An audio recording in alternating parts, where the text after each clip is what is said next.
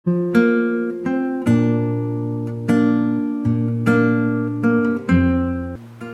saudaraku, selamat pagi.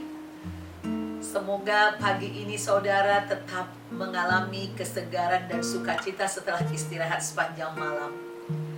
Jangan lupa no Bible, no breakfast. Dengan saya Pendeta Deborah Dumasi Syanipar dari CBM 7 TV dalam acara Wisdom in the Morning.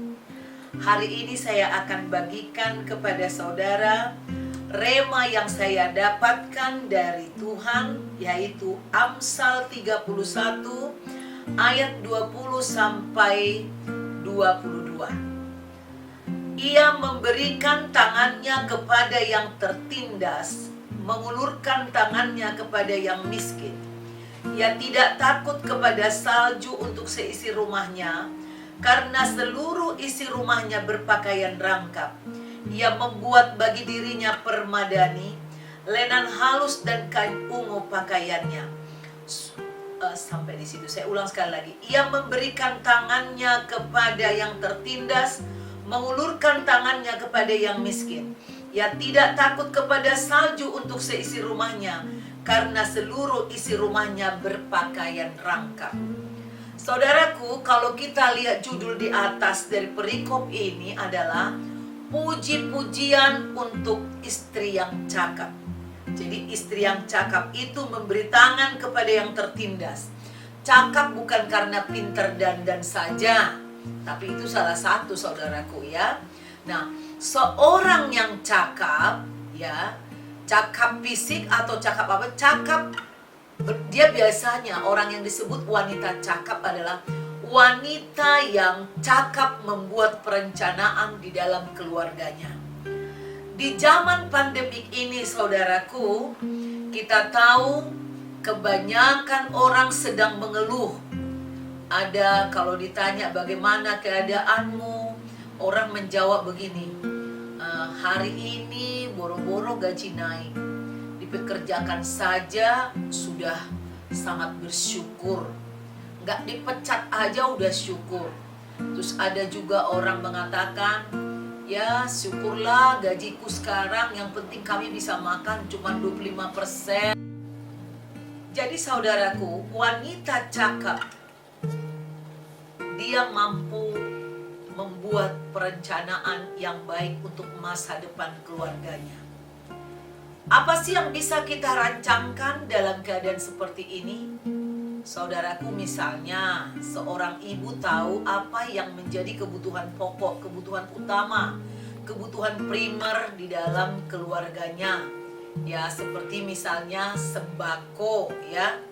Ya, kalau misalnya pun mesin cuci rusak, kalau uang kita, persediaan kita pas-pasan saudaraku, saya kira mesin cuci istilahnya masih bisa digantikan dengan tenaga. Ini seorang ibu rumah tangga yang cakap saudaraku.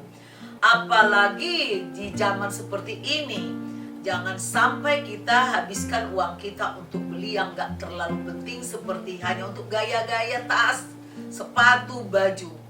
Nah, istri yang cakap ini memiliki usaha keras untuk membantu suaminya, sehingga keluarga tersebut mengalami kenyamanan, mengalami damai. Misalnya dikatakan pada musim dingin, keluarga ini tidak akan mengalami kedinginan, karena mereka tidak perlu khawatir. Ibu yang cakap ini memastikan tersedianya makanan dan pakaian, tidak ada kekurangan. Bahkan saudaraku, ibu yang cakap di dalam Alkitab ini dikatakan dia terlibat ya untuk menolong orang lain juga. Dia tidak semata-mata cakap untuk menolong keluarganya, tapi dia juga mengulurkan tangan kepada yang tertindas, kepada yang miskin, ya, kepada janda-janda atau orang-orang lemah, orang-orang yang lagi susah dan kekurangan. Ibu yang cakap, wanita yang cakap, tidak hanya membantu, tetapi dikatakan di sini, suaminya dikenal di pintu gerbang kalau ia duduk bersama para tua-tua negeri. Ia tidak takut. Ia membuat bagi dirinya permadani, lenan halus, kain ungu dan pakaiannya. Di sini saya mau memberitahu, dia memiliki hikmat dalam berbicara, ya, dia memiliki pengajaran yang lemah lembut di dalam rumahnya, dari lidahnya, sehingga anak-anaknya bisa merasa nyaman kepadanya, saudaraku. Nah, kalau anak-anak lagi memiliki persoalan, anak-anak tidak mencari jalan keluar kepada orang lain. Nah, ini ibu yang cakap. Jadi saudaraku, Alkitab menghendaki supaya kita takut akan Tuhan. Takut akan Tuhan mendorong kita terus membaca firman Tuhan. Firman Tuhan menjadi modal kita untuk melakukan ajaran-ajaran yang benar, memberikan kita hikmat yang luar biasa, membuat kita menjadi wanita yang cakap, wanita yang lemah lembut, wanita yang suka menolong, wanita yang memastikan tersedianya makanan, minuman, pakaian di rumahnya, wanita yang bisa membuat suaminya terhormat, dihormati orang lain, dan wanita yang cakap juga tidak lupa berdandan untuk dirinya, karena dia dikatakan memakai permadani, lenan halus, kain ungu pakaiannya. Jadi dia mengurus rumahnya begitu indah, bersih dan bagus. Dia juga mengurus badannya, dia tidak lupa mengurus tubuhnya dan seluruh keluarganya.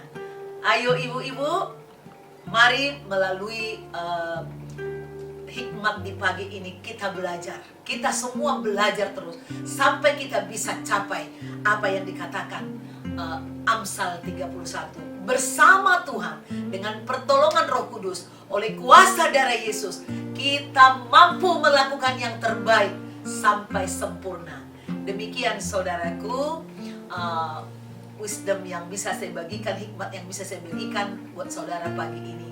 Jika engkau benar-benar terberkati, silahkan buka kembali di YouTube, klik CBM 7 TV, dan jangan lupa saudara like, setiap kali saudara subscribe, dan juga saudara share kepada banyak orang. Sampai jumpa besok setiap hari jam 5 pagi. God bless you.